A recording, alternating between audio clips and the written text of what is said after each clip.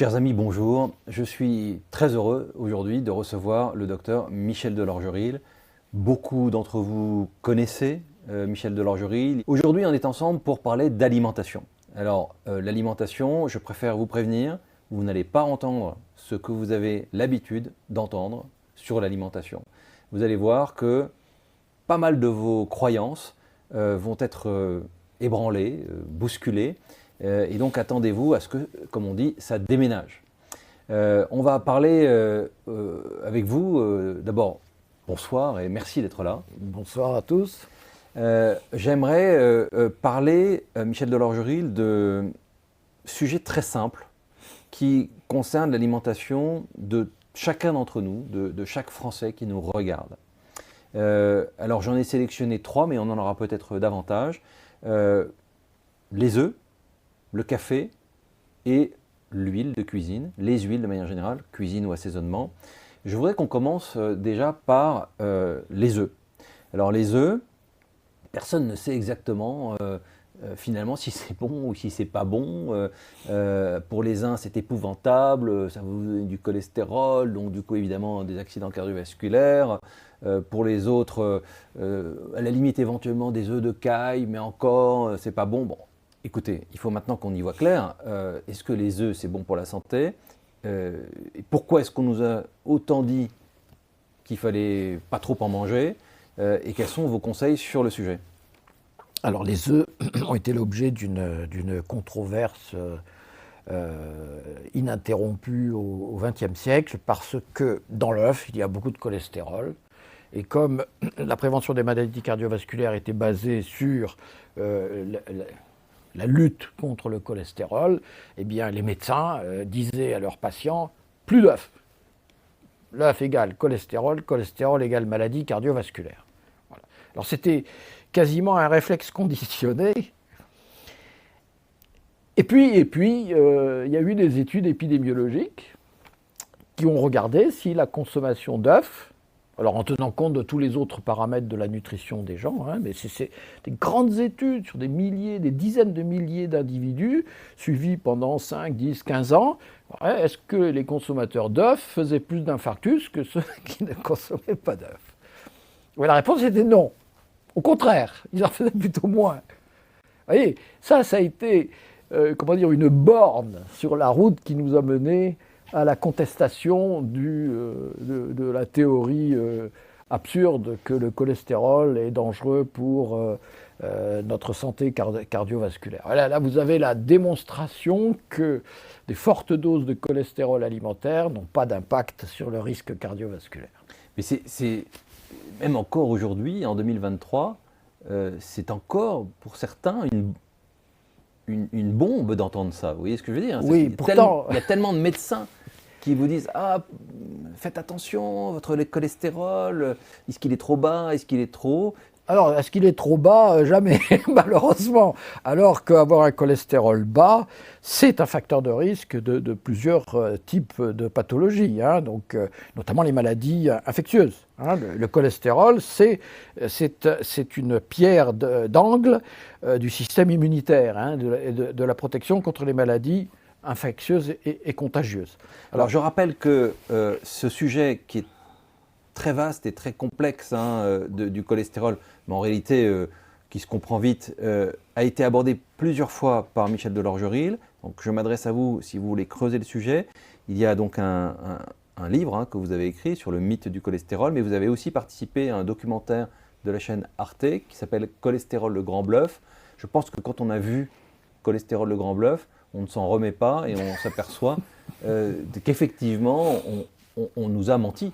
On nous a dit des âneries au sujet du lien entre le cholestérol et les maladies cardiovasculaires. Alors, je ne vais évidemment pas vous demander d'aller au fond de ces détails, mais néanmoins, dites-nous en 2 mots à quoi sert le cholestérol, puisqu'il y en a beaucoup dans les œufs, et c'est de ça qu'on veut parler. Et pour vous, non seulement il n'est pas nocif, écoutez bien, il n'est pas nocif, mais il est même bénéfique. Alors, on a besoin de comprendre ce paradoxe. Alors pourquoi il y a beaucoup de cholestérol dans l'œuf? Parce que l'œuf, c'est la matrice à partir de laquelle la poule va fabriquer ses poussins. Et pour fabriquer un poussin, il faut beaucoup de cholestérol. Et c'est la même chose pour les mamans humaines. Elles ont besoin de beaucoup de cholestérol pour fabriquer leur fœtus, pour fabriquer chaque cellule de son bébé. C'est indispensable pour les cellules du bébé, mais c'est aussi indispensable pour nous, adultes. Hein, c'est le cerveau, il suffit que vous mangiez de la cervelle, hein, vous voyez, c'est très riche en cholestérol. Et les neurones sont les cellules de notre organisme qui sont les plus riches en cholestérol. Il ne faut pas embêter votre cerveau avec des médicaments anti-cholestérol. Il faut protéger le cholestérol du cerveau. Mais le cholestérol, il est dans toutes les cellules. Il n'est pas simplement dans toutes les cellules, il est aussi le précurseur d'un certain nombre de substances qui sont indispensables à la survie. Mais alors attendez, pourquoi est-ce qu'on nous a tellement dit que le cholestérol bouchait les artères, etc. etc. Alors, ce que je dis sur le caractère indispensable du cholestérol, vous m'avez interrompu parce que je peux continuer comme ça. Mais bon, vous avez raison, on ne va pas refaire la physiologie du cholestérol là en 2 minutes. Mais est-ce que le cholestérol bouche les artères? Ça a été dit maintes fois, disons au XXe siècle. Mais quand, comme moi, vous avez fait des autopsies de gens qui étaient morts d'un infarctus et que vous avez disséqué les artères pour voir s'il y avait des lipides ou du cholestérol qui bouchaient les artères, vous n'en voyez jamais. Vous voyez des caillots, vous voyez des thromboses, vous voyez des petites tumeurs qu'on appelle la plaque d'athérosclérose, mais vous ne voyez jamais de cholestérol. Voilà, ça c'est. Mais aujourd'hui, bon, je laisse de côté les médecins ou les médias qui sont encore un peu là dans le Moyen-Âge. Hein. Aujourd'hui, on ne raisonne plus comme ça. Chez les conventionnels, je veux dire. Hein. Ils ne vous disent pas, non, d'accord, ce n'est pas le cholestérol qui est vraiment très important, mais les médicaments anti-cholestérol, eux, sont très importants pour vous protéger. Ce n'est pas vrai. Hein, vous voyez, c'est cette idée que certains médicaments anti-cholestérol diminuent le risque cardiovasculaire. Là, on a montré que ça avait été un simulacre de science, hein, et qui rappelle d'ailleurs un petit peu le simulacre de science auquel on a assisté avec les vaccins anti-Covid. D'ailleurs, on peut vraiment faire croire à peu près n'importe quoi au corps médical, le plus conventionnel, le plus discipliné, le plus sympa, hein, la majorité, et les médias, et les familles. On peut faire croire à peu près n'importe quoi. Et à propos des médicaments anti-cholestérol, voilà. Maintenant, le problème n'est plus le cholestérol, mais le médicament anti-cholestérol. Alors revenons aux œufs. Aux œufs. Est-ce que... Alors l'œuf est très riche en cholestérol. Et vous, je rappelle que c'est quelque chose que vous renversez complètement. L'œuf est très riche en cholestérol, donc il faut en manger. Alors, l'œuf, c'est la matrice dans laquelle la poule, si je puis dire, fabrique son bébé. Donc il y a du cholestérol qui est indispensable pour les cellules, mais pas seulement. C'est un magnifique aliment qui contient des lipides, tous les lipides, parce que si on a besoin de cholestérol pour faire des cellules, notamment les neurones, on a besoin aussi de lipides pour faire les membranes cellulaires. Donc l'œuf les apporte. Vous voyez, en fait, l'œuf de la poule, il apporte tout ce qu'il faut pour faire un bébé. Oui, mais on n'est pas tous à vouloir faire des bébés, là. On est d'accord. Tout à fait, mais je vous explique simplement que dans l'œuf, il y a une quantité extraordinaire de substances indispensables à la vie. Alors, le cholestérol, bien sûr, les lipides, mais aussi les protéines. Et aussi un certain nombre de vitamines. Et donc, l'œuf, c'est un aliment magnifique. C'est un cadeau du bon Dieu. Et c'est bien pour ça qu'on a développé, que les hommes préhistoriques ont développé les poules, les poulaillers, etc. Mais tout dépend, pour nous humains, qui allons prélever les œufs dans le poulailler, tout dépend comment la poule a été nourrie. Et c'est là le problème. C'est-à-dire, si la poule a été nourrie avec des aliments industriels, c'est totalement différent que si la poule a été nourrie en toute liberté, autour de la ferme, là, il y a toutes les poules qui courent, qui vont manger les petits vers, les petites herbes, les petites graines sauvages qu'elles trouvent partout, etc. Ça, c'est la poule méditerranéenne, si je puis dire, en liberté, qui se nourrit avec des aliments, on va dire, sauvages. C'est pas pour ça que la fermière ne va pas lui donner quelques céréales quand même en fin de journée. Mais là, elle fabrique réellement un œuf de très haute qualité. Et notamment toutes les plantes sauvages qu'une poule, dans la zone méditerranéenne, mais ailleurs aussi, va aller trouver. Donc si on a accès à un poulailler, ben, c'est le mieux. Mais sinon, vous nous conseillez donc de les acheter comment, les œufs? Alors, il faut essayer de trouver un producteur d'œufs qui soit bio, hein, évidemment qu'il n'y ait pas des pesticides dans l'œuf, et qui a compris comment il fallait nourrir la poule pour avoir des œufs de haute qualité. Et ça, maintenant, il y a des producteurs d'œufs, par exemple, qui donnent des graines de lin. Combien d'œufs on peut prendre, soit par jour, soit par semaine? Moi, je prends quasiment tous les jours un œuf à la coque le matin. Qu'est-ce que vous en pensez? Si c'est un œuf produit par une poule qui a été bien nourrie, pas de problème. Pas de problème. Bon, parce que, si vous voulez, un œuf, ça contient 200 à 300 maximum milligrammes de cholestérol, donc c'est une dose tout à fait correcte. Et puis les autres lipides, les protéines, c'est très bien. Alors, passons à un autre aliment qui lui aussi est décrié, ou en tout cas sur lequel on n'a pas les idées toujours très claires, c'est le café. Alors, je vous pose une petite question, est-ce que vous buvez du café, Michel de Lorgerie? Ah ben bien sûr, parce que du café bio. Hein, parce que malheureusement, le café, c'est une plante tropicale qui bénéficie d'un type de production industrielle aujourd'hui, ce qui fait qu'il faut faire attention de bien choisir son café. Alors attendez, beaucoup de gens, moi j'ai déjà lu ce genre de choses, disent que le café, c'est pas bon pour la digestion, ça serait pas bon parce que ça crée du stress, ça donne de la tachycardie, etc., etc. Donc du coup, j'ai peur pour mon cœur. Voilà, donc je vais essayer de m'abstenir, puis je vais plutôt prendre du thé. Vous dites quoi là-dessus? Et d'autre part, qu'avez-vous à nous dire sur les éventuels bienfaits du café? Puisque j'imagine que c'est ce que vous recherchez en buvant. Non, c'est un aspect gastronomique. Donc vous aimez ça? Ah oui, c'est bon, le café c'est bon. Et alors, surtout pas avec du lait, et surtout pas avec du sucre. Hein, le goût du café, c'est quelque chose d'extraordinaire. Alors le goût du café, c'est dû à quoi? Question subsidiaire, qu'est-ce qu'il y a dans le café? Quand vous avez une tasse de café de l'eau, qu'est-ce qu'il y a qui est potentiellement un effet biologique? Alors c'est simple, il y a deux types de substances dans le café. Il y a la caféine, d'une part, et d'autre part, des polyphénols. Vous savez, on revient toujours à la même chose. Dans une plante, il y a quelques substances très importantes, mais il y a surtout des polyphénols. Alors maintenant, on sait que dans un pays comme la France, la principale source de polyphénols pour le français moyen, c'est le café. Ce sont les polyphénols du café. On sait que les gens qui boivent du café ont statistiquement moins de, et je vous laisse compléter, moins de maladies cardiovasculaires. Ça c'est clair. Mais je vais revenir à l'autre substance qui est la caféine. Alors, la caféine, c'est une substance stimulante. Alors, tout le monde sait ça, le matin, on est flappy avant le café, on prend un café et ça va mieux. Un deuxième café, on va encore mieux. Voilà. Donc, c'est quelque chose qui stimule les neurones. Attention, il ne faut pas trop en prendre. Alors, je pense que tous, nous avons un jour ou l'autre abusé du café, surtout dans des conditions de travail. Moi par exemple, je vous donne un exemple où j'ai compris que j'étais sensible à la caféine, c'est quand on fait des gardes, notamment des gardes en cardiologie dans un hôpital universitaire, et quelquefois vous faites votre journée, plus une nuit où vous avez eu je ne sais pas combien d'urgences, plus une journée, et puis là, à la fin de la journée où vous dites « ça y est, je vais aller me reposer », on vous dit celui qui devait prendre la garde, il n'est pas là, et est-ce que tu peux faire une deuxième? Alors là, je vais vous dire, il n'y a que le café qui vous permet de tenir.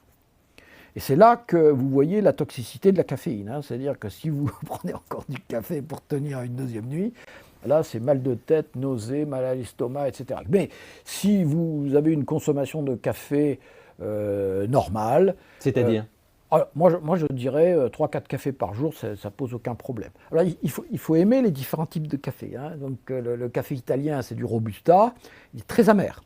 Donc là, c'est difficile de le boire sans mettre un petit peu de sucre. Mais l'arabica, par contre, qui est plus riche en polyphénol que le robusta, lui est plus facile à boire, il est moins amer, bien qu'il ait plus de polyphénol et que l'amertume du café soit due au polyphénol. Vous voyez, donc ça veut dire qu'il y a une grande variété de polyphénol dans les différents cafés. Moi, je recommande l'arabica parce qu'il y a plus de polyphénol. Mais alors, curieusement, vous venez de dire que c'était ni lait ni sucre. J'ai envie de vous demander pourquoi, parce que... Eh bien, ça, c'est une très très bonne question. Eh bien, parce que quand on fait une analyse de la consommation de café avec le risque cardiovasculaire, eh bien, les données sortent beaucoup plus lorsque l'on met dans l'analyse le sucre et le lait. Expliquez-nous ça. Eh bien, simplement, c'est ceux qui ne mettent ni sucre ni lait qui profitent des bienfaits du café. Alors, ça s'explique très bien, c'est que, alors le sucre, c'est évident, hein, les gens qui mettent du sucre dans le café, en général, ils mettent des fortes doses de sucre, et on sait que le sucre pris dans le sucre, donc solubilisé dans de l'eau, ça, c'est pas très bon. Bon, si vous prenez un demi-sucre, c'est pas important, mais bon, quelqu'un qui boit 4 cafés par jour et qui met à chaque fois deux bouts de sucre, vous voyez, ça déséquilibre complètement vos habitudes alimentaires. Donc, c'est pas bien. Et puis le lait, alors le lait, alors ça a été très bien démontré, ça coagule les polyphénols. C'est-à-dire que si vous ajoutez du lait avec vos polyphénols, eh bien, ça forme une espèce de coagulum qui n'est pas absorbé par le tube digestif. Autrement dit, vous perdez une grande partie des polyphénols de votre café. C'est la même chose avec le thé. Donc si vous voulez profiter réellement des polyphénols de votre café ou de votre thé, il ne faut pas mettre de lait ou de crème, vous savez, les crèmes de lait que les gens mettent avec leur café.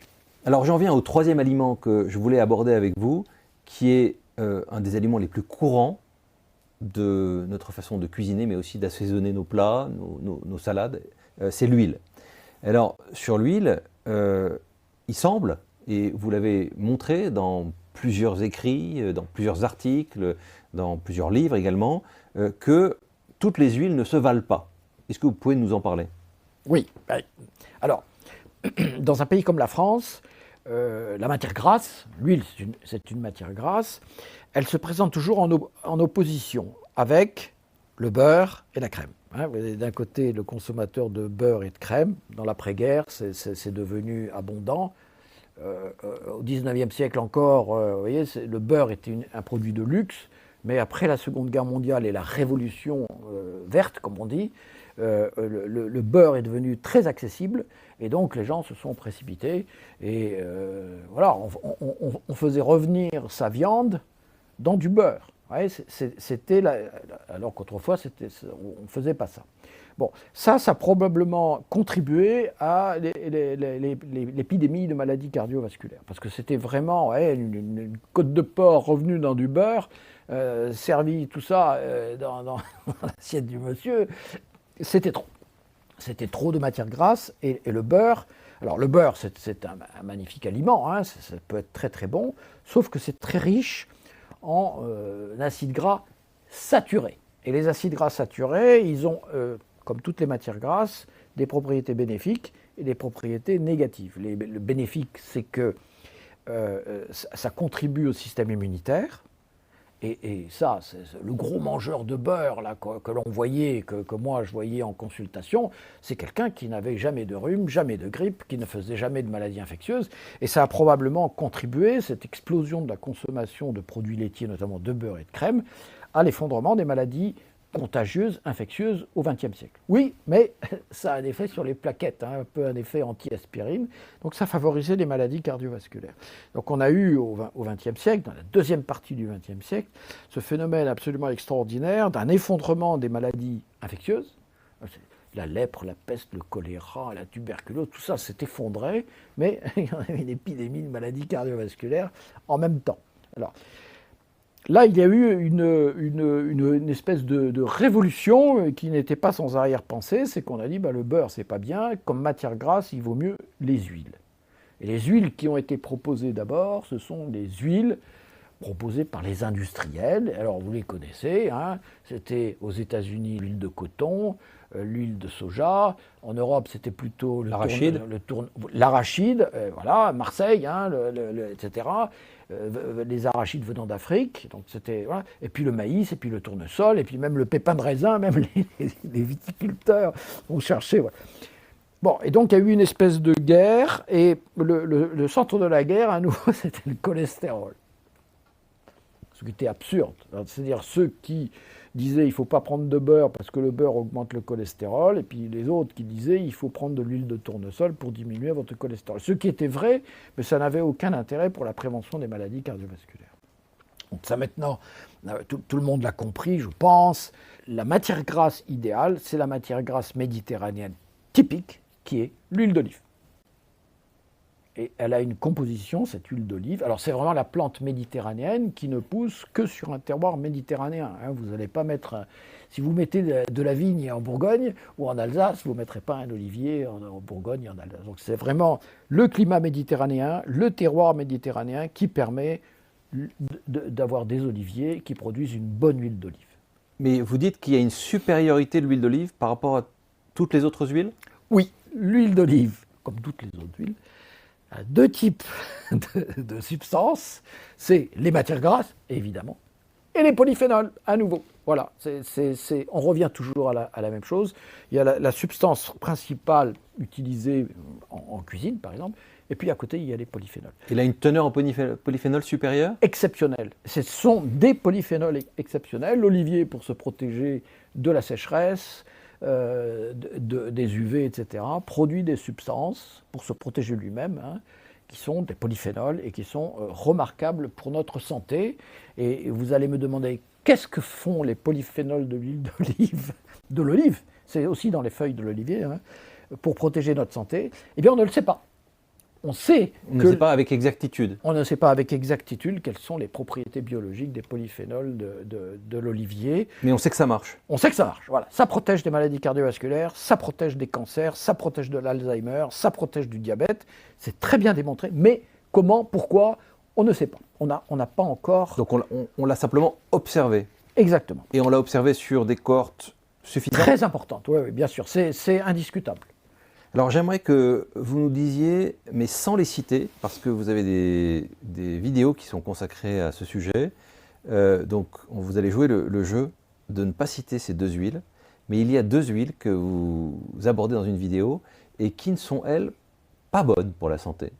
Donc si vous voulez, il n'y a pas seulement uniquement l'huile d'olive qui serait supérieure, il y a aussi des huiles que vous déconseillez. Oui, voilà, eh bien, on revient aux oméga 6, une huile qui est trop riche en oméga 6, ça va être...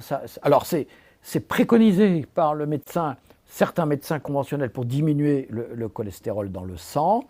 Par contre, c'est pro-inflammatoire. Et donc on a la démonstration aujourd'hui que ce n'est pas favorable à la santé. Et puis il y a d'autres huiles qui sont très très à la mode aujourd'hui.